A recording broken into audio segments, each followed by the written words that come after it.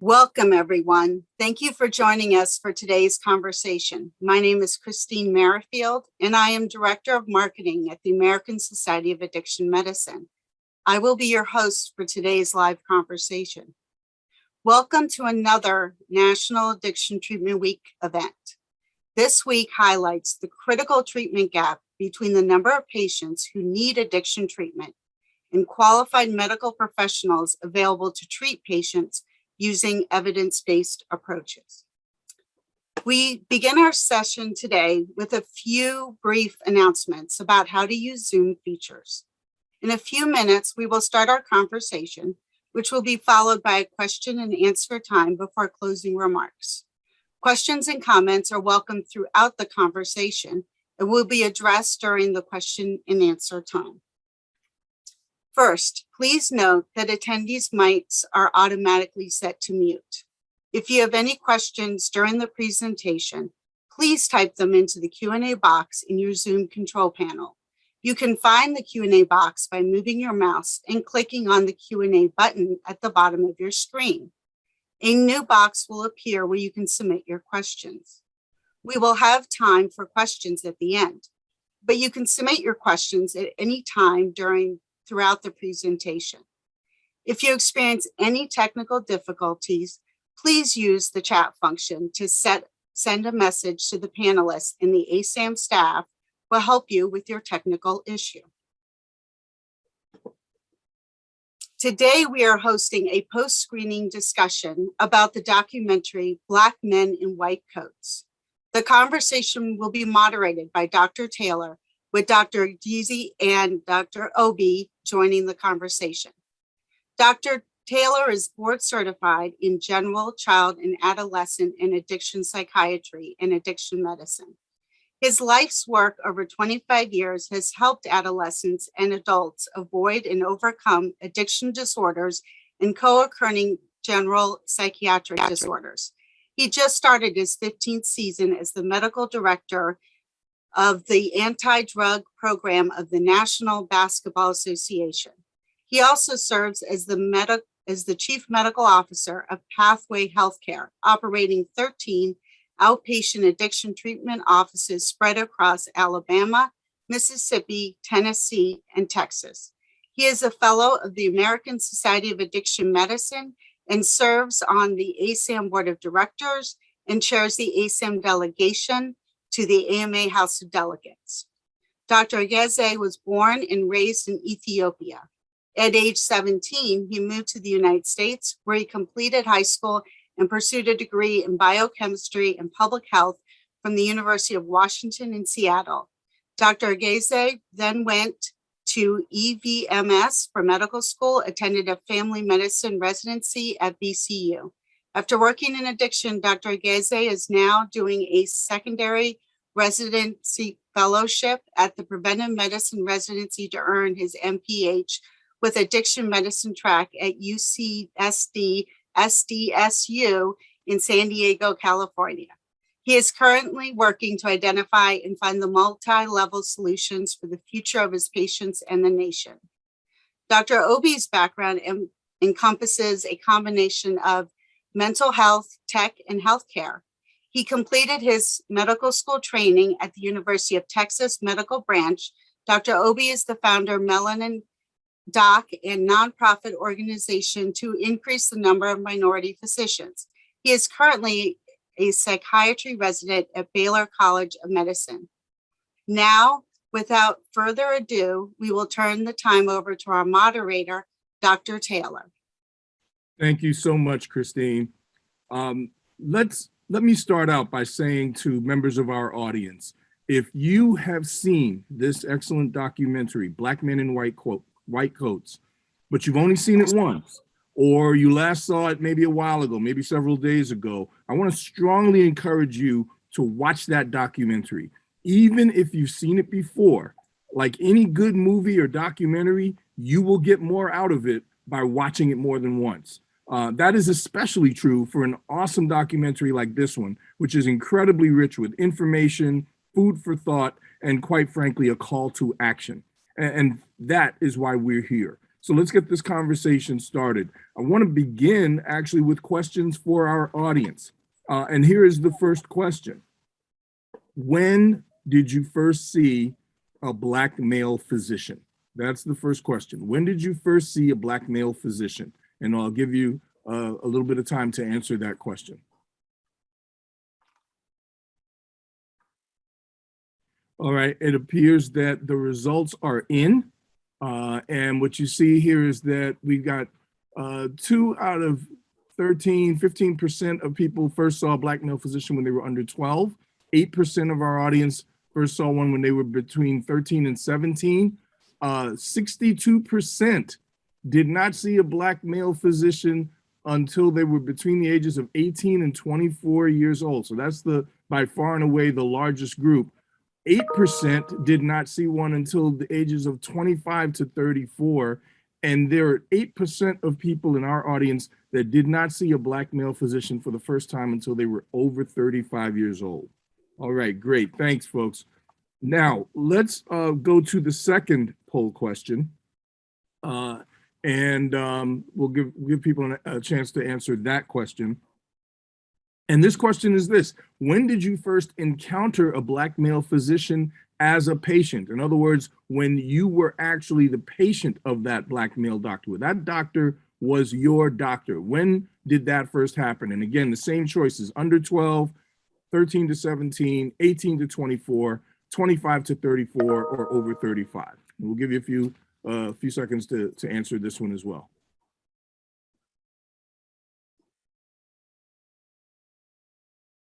All right, I'm going to assume that is all the answers are in. That's telling right there.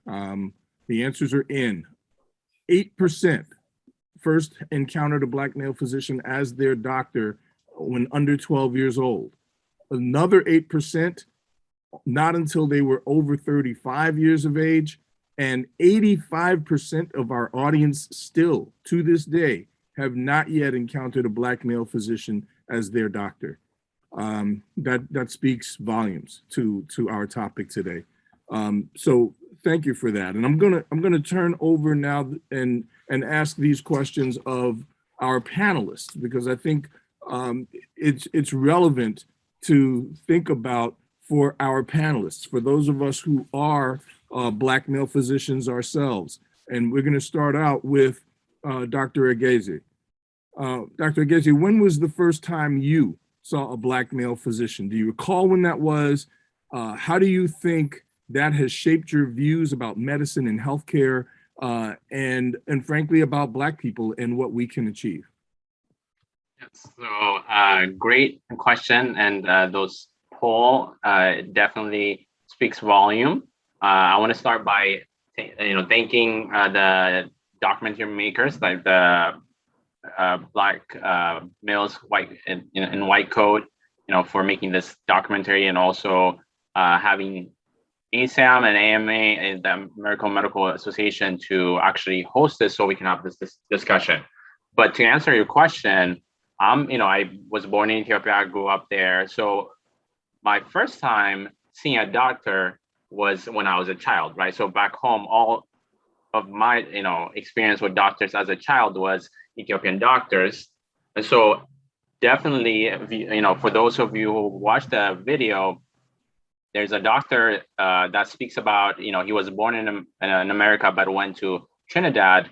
And then he saw physicians who looked like him, and that actually helped him with his experience in being able to become a doctor and not having that inferiority complex in a sense. And so, but the difference is when I came to America when I was 17, I was in Seattle, and I did not see, Black doctors until I was in medical school, right? So there's that big gap. I did not see, even the media, how it portrayed Black people was very different, right? It's even embarrassing to confess and say, when I was in Ethiopia, I thought Black people were just the rappers, gangsters, all of these things, right? So that's how the media portrays what Black people are. And So you come here and you're like, oh, you have your own impression of what Black, but then as you interact with Black, with your, own people, you see the difference, right? So even the first time I saw a Black doctor was in med school, and it was on the OB floor. I remember, the OB floor, which is the obstetrics gynecology. It could be intense. So, for those that have gone to medical school, it could be heavy women, but the first Black man or a doctor, he was the attending and the leader there.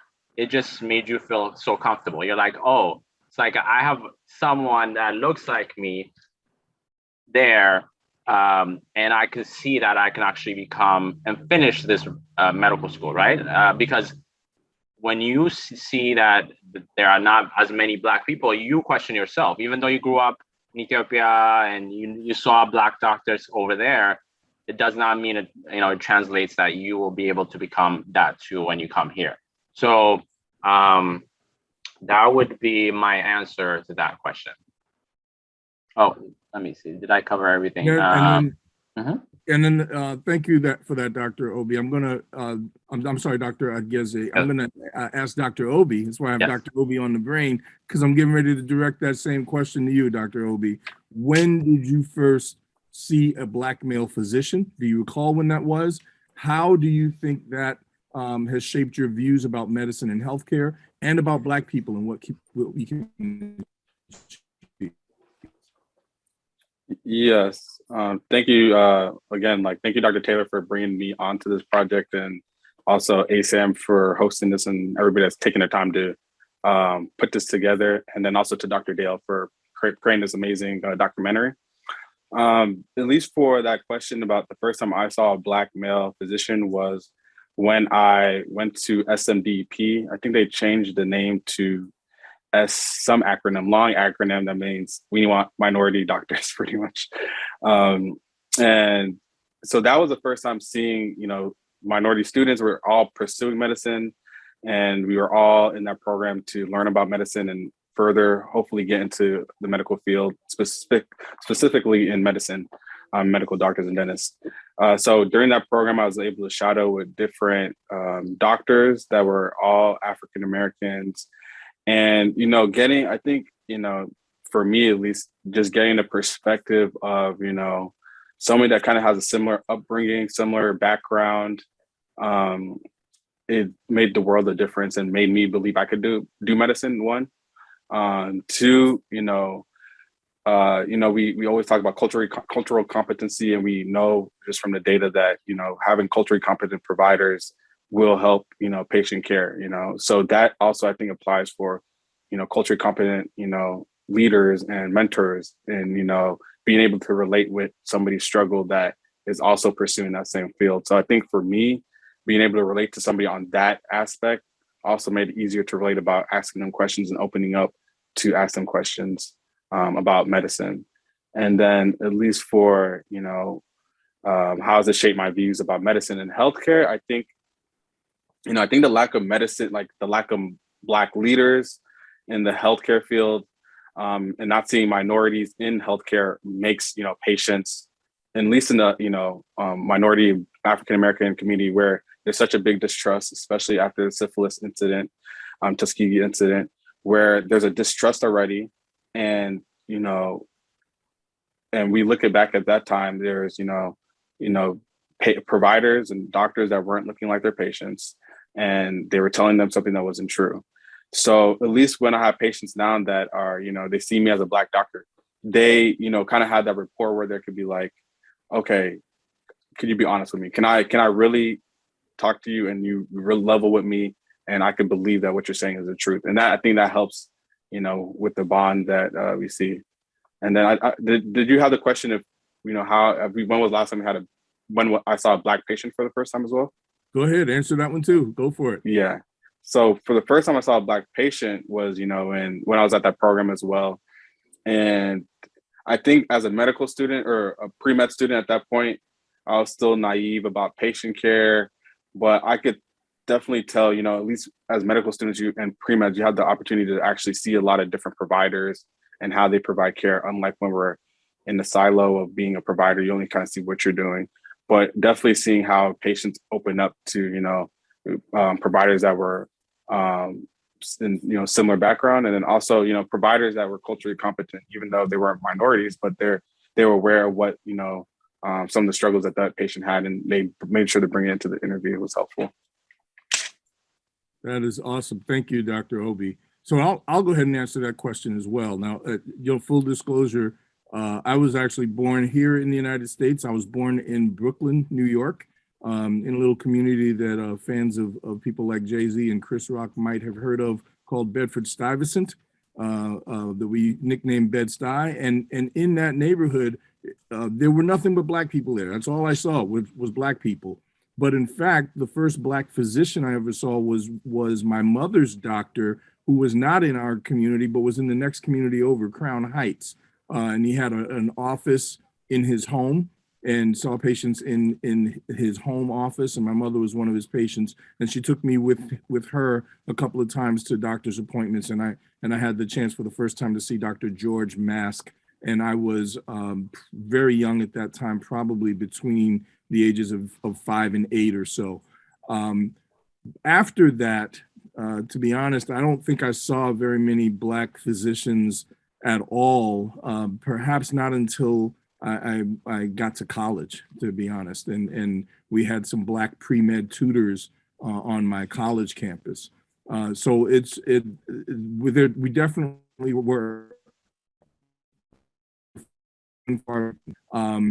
And in terms of how that shaped my views about medicine and healthcare, in a lot of ways it didn't. One of the things I noticed in this film is that many of the doctors that you heard make comments in the documentary talked about the importance of parents. In many cases, it was the mother. In other cases, it was their mother and father. I happen to have been blessed to have parents who, even though they weren't educated, I'm the first one in my family to graduate from college, as so many of us are, but they were very, very intelligent, and they placed a huge premium on and a value on education. And so I was one of those kids who would come home with a 99 on a test, and my father would say, "What happened? What'd you get wrong? What'd you mess up on? What do you need to study more?"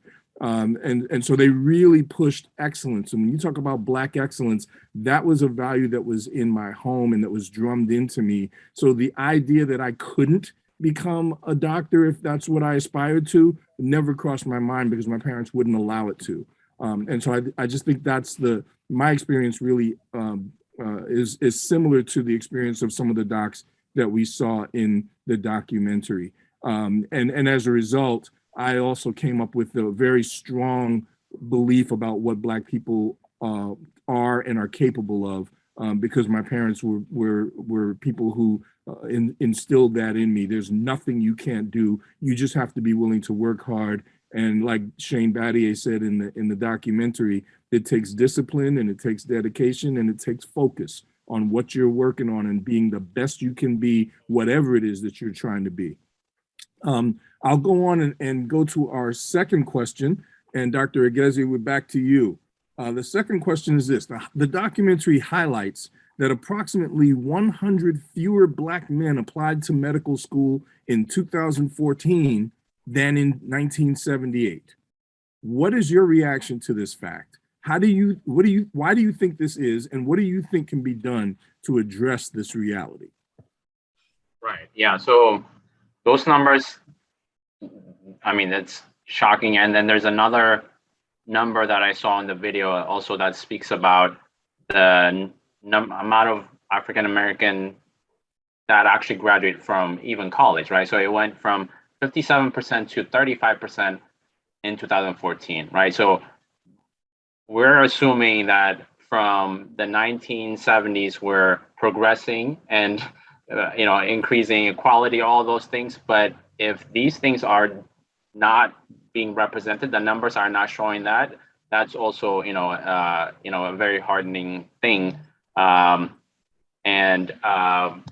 terms of why why is that happening? So the video talks about the multi-level places that Black people could be affected, right? So, and the way we can also solve it is by looking at each levels, right? We can't just focus on just one area. It's not just the individual, it's not just the community, it's not just the system. So it's the whole system, right? I was gonna say my MPH professor would be happy about when I mentioned the socio-ecological model, right? So you have to look at the individual, you have the community right there, and then you have the system, all of that, right? So you have to look at everything. And then an African saying, it would be, it takes a village to raise a child. So you can't just do it by yourself. It's not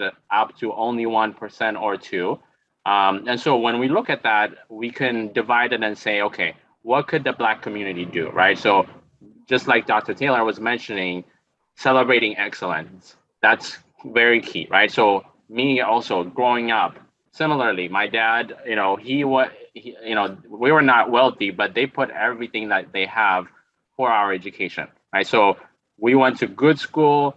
I was like my mom one time, she praised my brother for getting, I think he got he improved from C to B, but I had an A and I stayed, I think A minus, and then I stayed A minus. So she's like, oh, he only did the praise. You didn't, you still an A or A minus, but you didn't get the praise, right? But so what I'm saying is, just like Dr. Taylor was mentioning, that excellence has to be praised and has to be part of the community, right? And the video also talked about, our kids focus on sports, entertainment. That's not the only thing, right? Even when I came here and I did well in school, my Black, friends, they would be like, "Oh, you're smart." It's like as if it's like something not expected, right? So really driving that and changing the culture is important. Now, in terms of our part, right? Those that quote unquote made it, we have to have those mentorship programs. We have to be able to pick up those so that they can see that they can become doctors as well. Right. And the next level would be, the video talked about also about the system, right? Medical schools. How are they recruiting or helping pre-meds, college, students get into medical school, right? So the ERAS just made $100 million just in 2020. They're getting so much money just for application, right? So, but looking at Black, people, and you have zip code. Your zip code is more linked to your standardized test scores than your genetic code, right? So you need to be able to help them with test taking. If they did not, or they were not accepted the first time, looking at why was that? How can we help you? I know there are some post-bac programs that help other students get to medical school, but it's important to be able to early intervene and actually produce the doctors that the country needs, right? It shouldn't be just a business model where you're just making money. It has to be, who are we, what type of doctors do we need, right? So, and the reason for that is, Dr. Obi mentioned earlier, right? Your patients listen to you, take your recommendation if it's coming from someone that looks like them. I can tell you, Ethiopian patients will listen to me way more than anyone, right? So, and you see that with data too, right? We'll get back to that with the opioid crisis as well, with the other questions, but it's really key, and we need to be able to produce the doctors that the country needs. And yeah, that's it for now. Absolutely. Thank you, sir. Dr. Obi, same question. The documentary highlights that approximately 100 fewer Black men applied to medical school in 2014 than in 1978. What's your reaction to that? Why do you think that is? And what do you think can be done to address this reality?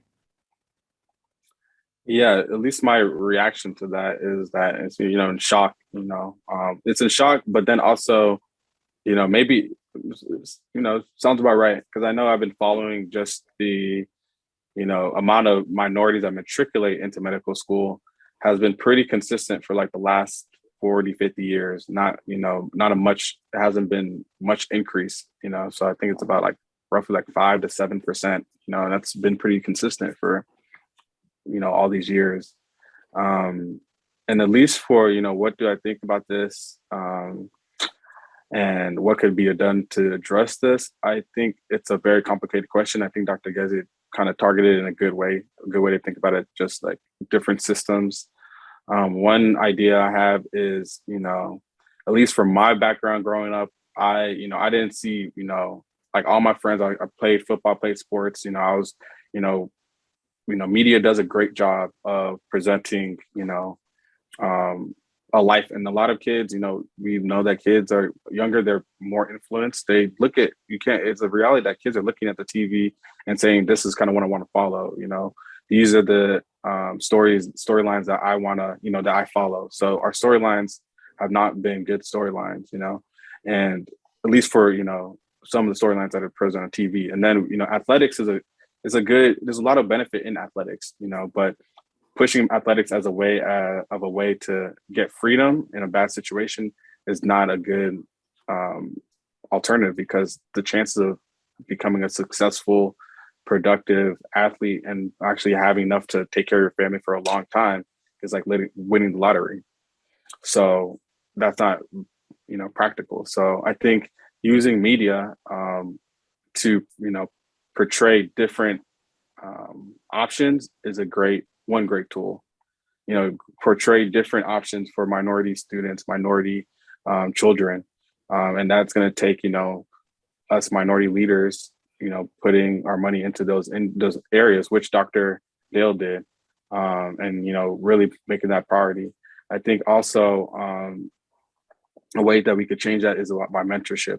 For example, Dr. Taylor has done a great job with, even just getting me involved and being not only a mentor, but advocate for me, and, putting me on projects, trying to get me involved, being a resource.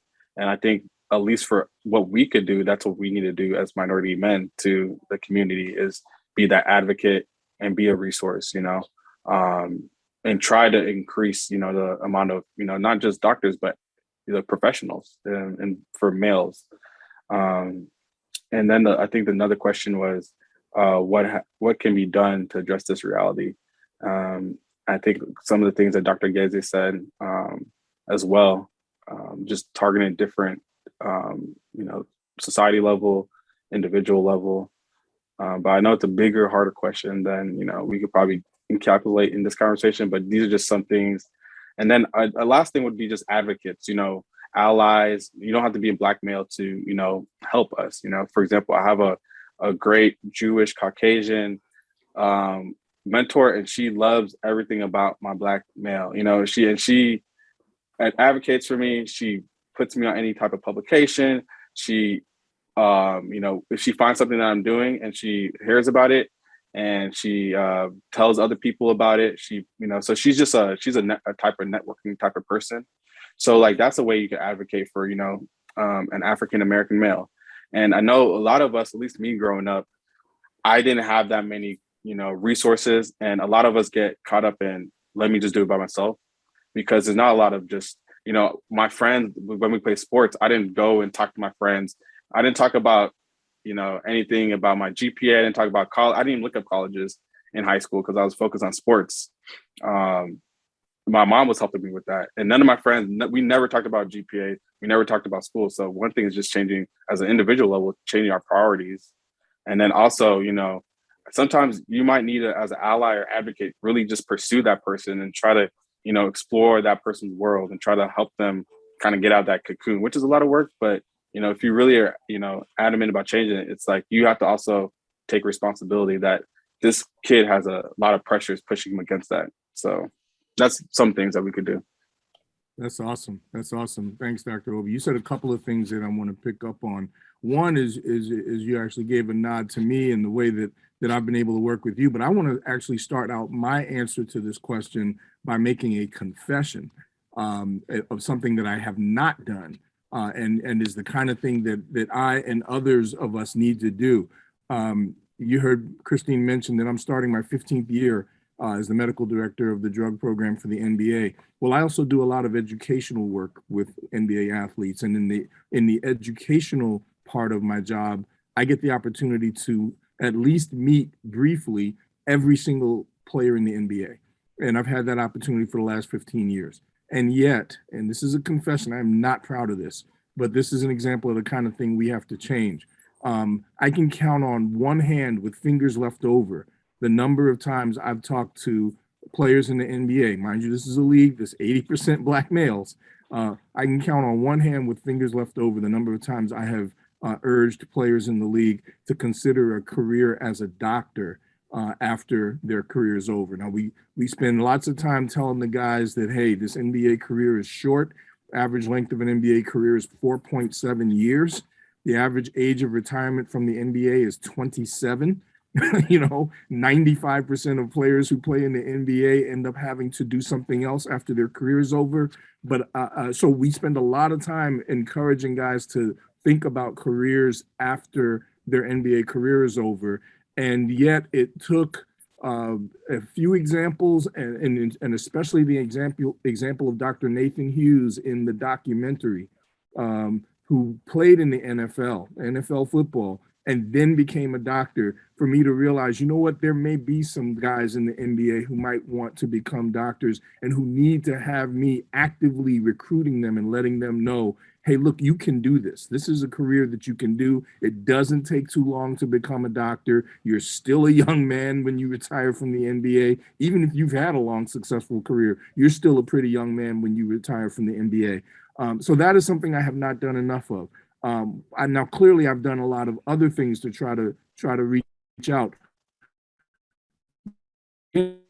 What I just did in this discussion is something that I think a lot of us Black male physicians can do, is look at the settings in which we already find ourselves, look at the people with whom we are already interacting, and see if we can't do better at speaking to folks, reaching out to folks, letting them know what we do and how rewarding it is and how awesome this career is and how many people we can help, how many lives we literally can save and have saved. And encourage people to come and join us. Don't assume that folks don't want to do this. Don't believe that folks have bought into the stereotypes and the misinformation that it takes too long to become a doctor and it is too hard. Because I actually assumed that a lot of people thought that and really didn't want to hear what I had to say. And I'm starting to change that now.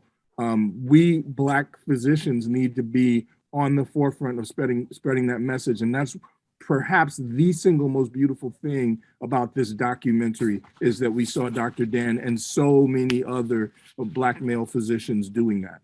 I'm going to move to the third question. And Dr. Egezi, you're up again. What challenges do young Black men face along the path to becoming a medical doctor? Okay, so great question. Yeah, and we have to be able to look at what the challenges are in order to be able to solve it, right? And the video makes good points in this area. You know, it talks about first grade. When you look at the kids, they're pumped to become anything that they want to be, right? Whether it's being a doctor or anything. But third grade that they mentioned, right? All of a sudden, everything kind of changes, right? It's how you see that kid. The same kid, the Black kid, will go to the principal's office more than any other kid, even though they're doing the same thing, right? So that's one of the things that they talk about on the video. Black men have 1 in 4 chance of going to prison, right? I remember myself in high school when I came, one kid, he wanted to fight, whatever, right? So he called me an N-word right at the time. I only had a green card at the time. So my dad had said, if you do anything, you'll get deported. Don't do anything, right? So being Black and aggressive or whatever, all that will get you in trouble, right? And you have way more chance of getting in trouble than not, right? So, and then the other thing that the video mentioned that was very interesting and it helped me look back in my own life is the unconscious bias test that they did, where you talk about that implicit white race preference, right? So they did that test where they looked at admissions committee, right? Do they unconsciously pick one over the other? And there's that as well. I have seen it also by in my experience in residency. I had a white attending who, first when you're interacting with him, you think, okay, he's just trying to make sure I'm doing everything right? You see patients, you go precept, which, you would tell him about your patients, how you're going to do the care. And, initially you're like, okay, he's just, he's like, oh, you have to make sure you do this. So how come you didn't do this? All these things, right? But then you step out and then the next person that goes in is either white or female. The whole conversation is different, right?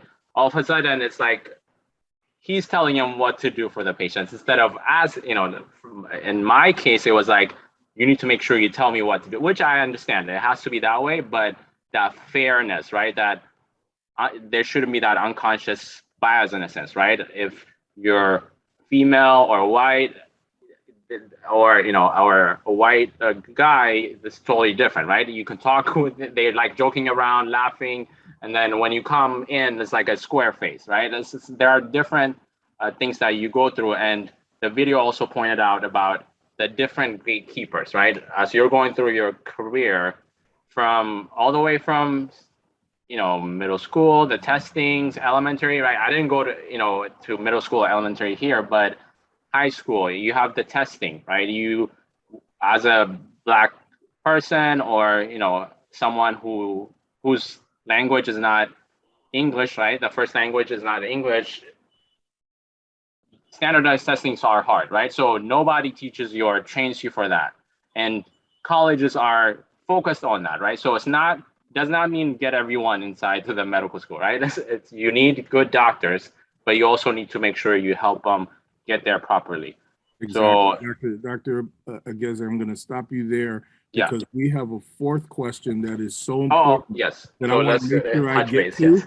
Now I'm going to let Dr. Obi, I'm going to go on to him now, and I'm going to let him answer our fourth question, and then we'll wrap up, because I think we're going to be getting to the point where we want to give the audience a chance to ask us questions. Dr. Obi, the fourth question is this, and I may get a chance to get back to Dr. Aguirre again, but Dr. Obi, here's the fourth question, and this is really important. Why is this issue, this shortage, this ridiculous, awful shortage of Black male physicians in this country relevant to the critical gap that we know exists between the number of patients with addiction who need treatment and the qualified workforce available to provide them that treatment using evidence-based approaches? Why is this important to that issue?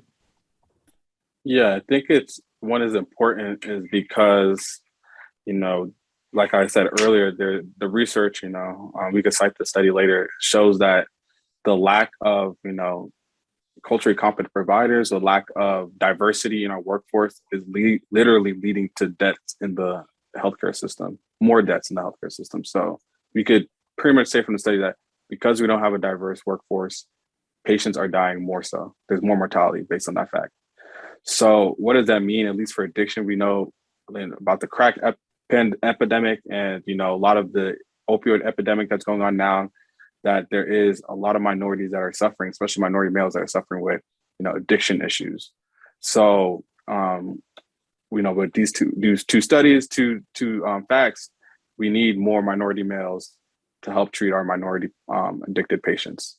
So that, and if we don't do so, it's going to lead to the same result of more lack of care, lack of access, lack of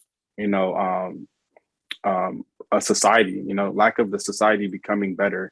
And I think this is not just a problem for, one community, but, as if we want to be the strongest United States of America that we can be, everybody, in our community needs to be as strong as possible. So I think that is really the reason why we need more Black doctors.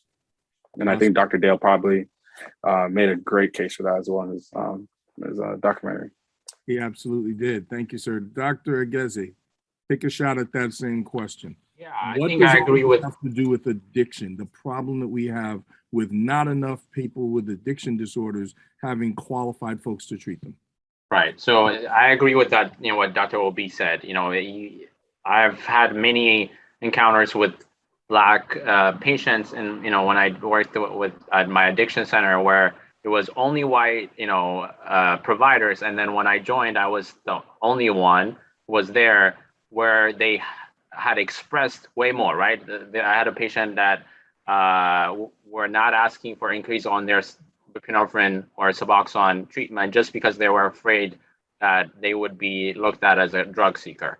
But when it came to me, they're like, I'm suffering. They actually opened up and told you, right? So we need someone that looks like us so we can feel comfortable to be able to share. And so we need more doctors. And I know we need to make sure we give some time. So Dr. Vega, I'll turn it back to you. No, that's awesome. You guys have really hit it on the head. The fact of the matter is this opioid epidemic, one of the little known facts about it is that, as with so many other problems in the United States, when America gets a cold, Black people get pneumonia. And that's the old saying. And with the opioid epidemic, the Black opioid death rate and drug overdose death rate actually skyrocketed during this pandemic to a degree even greater than the death rate from overdoses in the general population. And so that just screams out for the fact that these two issues are related. The dearth of Black male physicians, only 2% of all the doctors in this country are Black males. That is related to the fact that we have so many Black folks in this that have suffered from this opioid epidemic, even though that's not the way it's often pictured and that's not the way it's often viewed. So many Black folks have suffered and died in this opioid epidemic. Christine's lovely face, that tells me that we are ready to move on to the next phase of our discussion. Hey, Christine. Thank you so much, doctors, for that incredible, insightful conversation. And I'm actually going to throw something out impromptu because I didn't hear it. And I need to ask the question, why do you treat addiction? So Dr. Geze, why don't we start with you? Yeah, so I treat addiction because one is a disease, right? Everyone suffers from it. It does not choose whether you're Black, white, whatever, rich, poor, right? It's a disease that needs to be taken care of that is super stigmatized. And also the other reason is every human has an equal value, right? We're all the same. It's not only when my brother is affected that I need to care about addiction. It's not only, you see in the media, a governor all of a sudden caring about an issue when someone, in his family is affected. That's not how it should be, right? So the reason why I do it is also, one is very fulfilling, right? And we need to care for everyone, right? It's not just about us. And so I'll stop there for time's sake. Dr. Obi. Yeah, just by training, I'm a psychiatrist. So knowing the correlation between mental health, addiction, family structures, and also, having friends and family that have dealt with addiction from, just from small things to large, real serious addictions, knowing that if they're able to, beat the addiction or, continue to fight the addiction, there is a lot of relief in their life. And there's a lot of benefit someone can receive in their life by freeing up their mind and having a free, clear mind. So. Thank you. Dr. Taylor. Oh, I mentioned that I grew up in Bed-Stuy, but I actually went to Howard University College of Medicine. I went to an HBCU for medical school. And of course, there was a sea of Black doctors. It was great. It was heaven as far as having a lot of Black male doctors around. But one Black male doctor in particular who was a mentor of mine, Dr. Mickey, who was an addiction specialist himself. Way back in 1986, I had a chance to sit down and have lunch with him. And I asked him about addiction and the work that he does and how relevant is it for a guy like me who also wants to take care of whole communities and do something that has an impact on the health of entire communities, not just seeing one patient individually at a time in the office.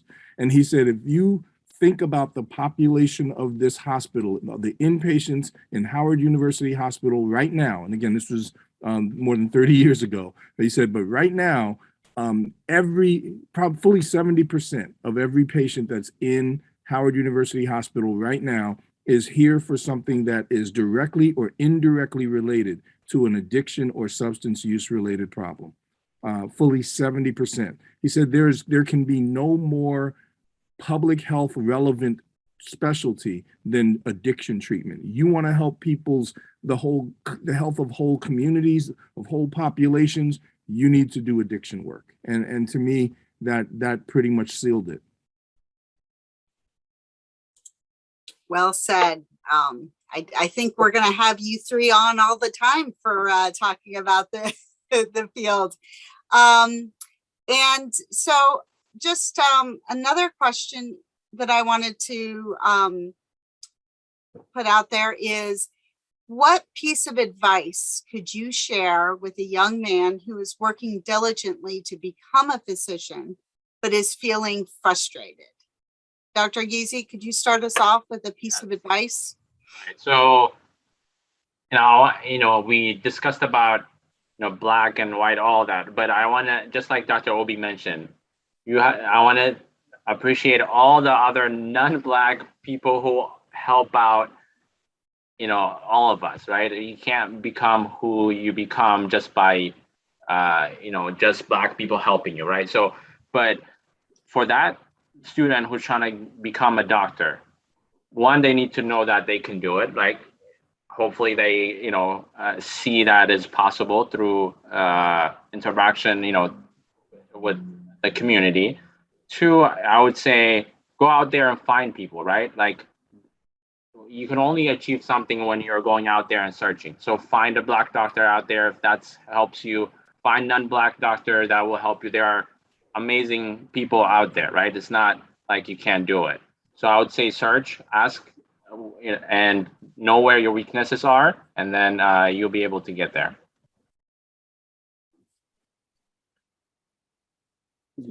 And then Go just ahead, to Doc. Yep. I'm Sorry. sorry. Yeah, I'm just assuming, making an assumption that Yeah, I'm next. no, you're right. But I think I agree with exactly what Dr. Gezi said as well. And then just another thing, I think at least for failures and struggles, I always like to look at it as in, the road towards any goal is, is a recipe book, right? A recipe book of failures, recipe book of success, recipe book of being alone, depressed, happy, excited. So I think, them feeling those feelings is just a, confirmation that they are going towards the right place, because you need all those feelings to get there. And also just to reach out to people that have been there already, so they could, kind of help them up during those points and times that are gonna bound to be happen, and keep them motivated. That's very similar to what I was going to say. Look, anything that's worth achieving or worth attaining is not going to be easy to get. So what I would urge those young black males who are working through it and trying to get there and are meeting up with frustration, reach out for help. Nobody, absolutely nobody, 0% of black male physicians or white male physicians or white female physicians, 0% who got into this field did it with no help. Okay, everybody had some help from somebody along the way. You cannot, you will not, you should not even try to do this by yourself. So put your hand up and ask for help. Find somebody who can help you. And if the first person's too busy, go to the second person, and you keep going until you find somebody who has the time or can make the time to help you. Obviously, black male physicians, we're going to have a strong desire to help you and reach out to us, but not just black male physicians. Notice that this documentary was actually dedicated to one of the relatively few white male physicians who were in the documentary. I don't know if people noticed that. That's why I say go back and look at it again. But it was actually dedicated to a white male physician who was in that documentary, who obviously had been a tremendous help and support to Dr. Dan and to other doctors throughout his career. So ask anybody who will help you. Reach out for help. That's what I would say. That is awesome. The next time I'm having frustrations, I'm going to call the three of you up. We got your back. Thank you. So here's a question that's come in of what steps do you recommend for medical students who are interested in following a career in treating addiction? What would sort of you've inspired them? They're on board. What do they do tomorrow? Dr. Gezi, you're up. All right. Okay. So always, with any field in medicine or anything, you want to get a shadowing experience, right? You want to get there and see what it's like, see that it actually makes sense to you, right? You don't want to do something that is not speaking to you, right? And so you want to have that experience and see if it's a career choice that you want to make, right? Not everyone is made for that field. So I would say get that shadowing experience, and people will take you in. Dr. Obi, go for it. Yeah, I also agree. I think one thing as medical students we don't do as much is networking and reaching out. We kind of get a little bit of that because you have to go in all these rotations and different meet different attendings, different styles, which is good. But I think you also apply that to any interest you have. Where if addiction you're interested in, I think finding going to your directory of attendings that treat addiction, and pretty much everybody there in academics is there to help you grow and collaborate. And there's also people outside of the direct academic setting in private practice or in the community that you could have connections to part of your program. And you just tell them that they're a medical student, and the fact that they also have to go through the trenches of the medical school, they will happily bring you in and hopefully give you a free breakfast or lunch at sometimes. So I think that's the best way I would go about it. How to go back. Totally agree. And let's face it, let's just state the obvious. This is the American Society of Addiction Medicine that all three of us are members of. There's a website, asam.org, right? asam.org. You can go on that website, you can poke around and try to make contact with somebody or something and try and find out a little bit about ASAM and see if you can't get to meet somebody or get to talk to somebody or get somebody to send you an email or allow you to send them an email. All of these professional organizations, the AMA, and the ASAM and some of the psychiatric associations, two of the three of us are psychiatrists on this call, all have annual meetings in which we have some slots reserved for medical students to come to the annual meeting. And I can't think of a richer experience for a medical student who's interested in addiction medicine than to come to ASAM's annual meeting and to be around a sea of addiction specialists who are all from different backgrounds and all deal with different aspects of this disease of addiction and help different populations of folks in different ways. So that I can't think of a more rich experience than that. But how do you find out about that annual meeting? Contact us. Get on that website and just poke around and see if you can't establish a contact with someone. I think that's the way you do it. You got to be aggressive about your learning and about networking. Well, thank you so much. And yes, Dr. Taylor, you're absolutely right. It's called the Ruth Fox Scholarship Program. And so if you go on our website, you'll be able to find some information on there. Well, this has been an amazing conversation. It looks like we're out of time. I really want to respect your time. I know that you're out there treating addiction and saving lives, so we appreciate you taking some time to have this conversation with us. And I am just going to share slides for a second. And hopefully you all can see it. We've done our questions. And if you have any questions about the presentation or anything about where to find out about the Ruth Fox Scholarship Program, please reach out to ASAM at press@asam.org. And again, thank you so much, Doctors Taylor, Ageze, and Obi, for taking your time. It's been wonderful getting to know you, hearing your backgrounds, hearing your stories, very inspiring. Thank you very much for all you do to treat addiction. And we hope everyone enjoyed today's presentation. And We hope to see you the rest of the week. Thank you so much.